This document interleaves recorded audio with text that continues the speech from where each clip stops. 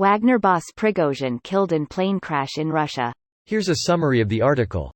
Wagner boss Yevgeny Prigozhin was on the passenger list of a jet which crashed, killing all on board, Russia's Civil Aviation Authority has said. Gray Zone posted later on Wednesday that Prigozhin died, as a result of actions of traitors of Russia.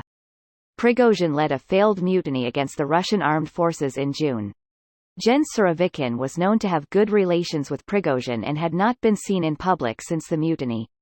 Gray Zone reported that a second business jet owned by Prigozhin landed safely in the Moscow region. Prigozhin headed the mutiny on the 23rd to the 24th of June, moving his troops from Ukraine, seizing the southern Russian city of Rostov-on-Don, and threatening to march on Moscow. Prigozhin himself agreed to relocate to Belarus but has apparently been able to move freely, making public appearances in Russia and releasing a video of him purportedly in Africa. This post received a score of 46,000, with an upvote ratio of 94%. Here are the top comments in response to this article. Mr. President, Prigozhin died in a plane crash. What? It is 7 o'clock already. This is a classic Russian dilemma. How do you prepare polonium puff pastries for your political opponent when the guy you're trying to kill is also your pastry chef? Obviously the answer is, shoot him down with a missile. He lasted longer than I was expecting.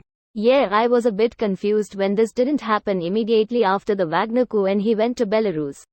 Had to shoot that promo video in Africa first, I guess. Now that it is done, they had no need for him anymore. I think they needed Wagner focus to help with the coup in Niger.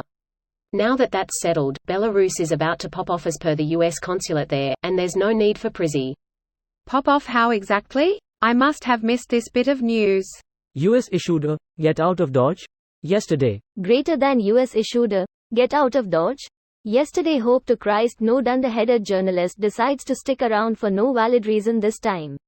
They will. So will regular Americans who are still there for whatever idiotic reasons. If artillery starts flying, it'll be another huge mess that'll somehow be Biden's fault. Greater than they will. So will regular Americans who are still there for whatever idiotic reasons. If artillery starts flying, it'll be another huge mess that'll somehow be Biden's fault, and it will trigger a giant flame war on Reddit for anybody who dares to bring up how irresponsible it was for these people to continue to stay where they were after the official warnings were blasted across the world for everybody to see and hear. And that irresponsibility got some of my fellow service members put in boxes. Totally not suspicious in the slightest. Honestly amazed it took this long for an accident to happen. Not even pretending that it's an accident, it was anti-aircraft fire. Sending a very loud message. It sucks for the people who were with him. Hopefully they were all from Wagner. I mean, I can't imagine good people would spend a whole lot of time with this guy. The crew, on the other hand, probably also Wagner. Hard to imagine Prigozhin trusting anyone not on his personal payroll with his life. You'd think if he was so distrustful he wouldn't be caught in Russian airspace. This is my hang-up. I'm not saying I think he's alive or faked his death or anything, but why did he feel comfortable flying in Russian airspace at all after what he tried? It makes no sense at all for someone who should have known that he was a target after the attempted coup. This video was automatically created by Reddit to speech. The article and comments in this video were selected from Reddit according to their upvotes, and any paraphrasing was performed by smmry.com, without any human intervention.